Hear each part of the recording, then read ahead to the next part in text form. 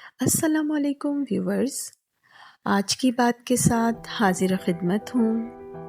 ارشاد قدرت ہو رہا ہے وَيُطْعِمُونَ الطَّعَامَ عَلَىٰ حُبِّهِ مِسْكِينًا وَيَتِيمًا وَأَسِيرًا، اور وہ اللہ کی محبت میں مسکین، یتیم اور قیدی کو کھانا کھلاتے ہیں۔ سورہ دہر کی 8ویں آیت۔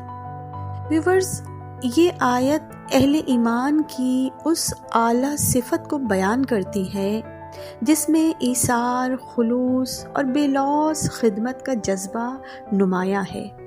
اللہ کی محبت میں کھلانا یعنی صرف اللہ کی رضا کے لیے بندگان خدا کو شکم سیر کرنا۔ تفسیر نور الثقلین، تفسیر مجمع البیان اور متعدد تاریخی روایات کے مطابق یہ آیت اہل بیت رسول علیہم السلام کی شان میں نازل ہوئی ہے۔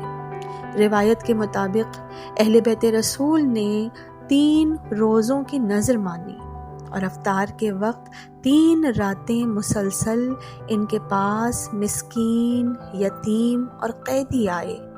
ہر رات اہل بیت رسول نے اپنا افطار انہیں دیا اور خود پانی پر افطار کیا۔ یہ عمل کسی صلے، تعریف یا شکریہ کے بغیر محض اللہ کی رضایت اور محبت کے لیے تھا۔ پس خدائے بزرگ و برتر نے ان کے اس عمل کو قرآن کریم میں رقم کر دیا۔ ویورز، عہد رسالت میں مسجد نبوی کے ساتھ ایک چبوترا موجود تھا جسے صفا کہا جاتا تھا۔ وہاں غریب، مسافر، بے گھر اور مساکین مدینہ قیام کرتے تھے۔ ان کی تعداد وقتاً فوقتاً کم یا زیادہ ہوتی رہتی تھی۔ انہیں اصحاب صفا کہا جاتا تھا۔ رسول خدا اصحاب صفا کا خاص خیال رکھتے۔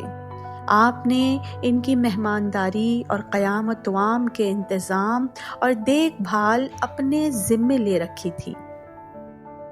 حبیب خدا کھانا پہلے اپنے اصحاب کو بھیجتے اور بعد میں خود تناول فرماتے تھے۔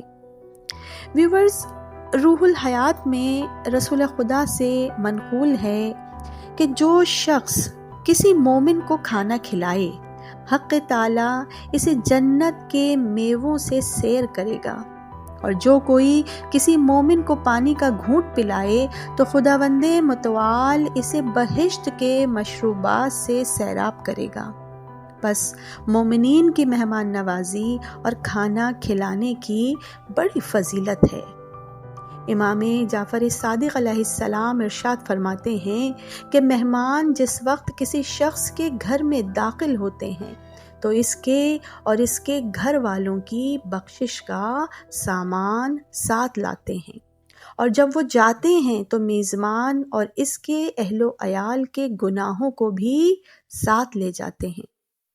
بہار الانوار کی روایت ہے کہ جس گھر میں مہمان نہیں آتا وہاں فرشتے بھی نہیں آتے۔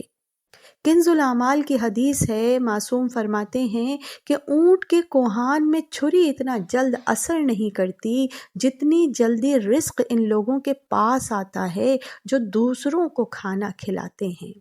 ویورز، بہار میں حدیث رسالت موجود ہے کہ جو شخص مہمان کے رخصت ہونے کے بعد اس کی بدگوئی کرے وہ رحمت الہی سے دور اور غضب خداوندی کا مستحق ہو جاتا ہے۔